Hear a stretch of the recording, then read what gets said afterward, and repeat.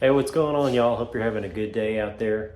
Hot one here in West Texas. Surprise, surprise, mid-June.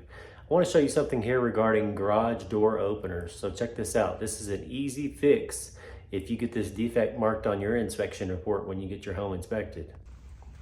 Okay, so as you can see here, obviously we've got a garage door. This is an attached garage. That's really common in West Texas, the garage is attached to the home. These are the optical sensors down here.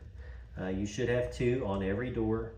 Any modern door opener comes with these standard. The purpose of these optical sensors is to trip in the event that your cat or your dog or your car or your kid or whatever passes through there. It's going to stop this door from coming down and instead it's going to come back up. So it's really common to see these set at the wrong height. In Texas requires that these be set at 6 inches from the ground. You can see this one's quite a bit higher than 6 inches. That's an easy fix. These bad boys a lot of times will just clip to this rail. You can see this is clipped on here. So all I have to do to move this is clip both of these off, slide this bad boy down and move it to the right height.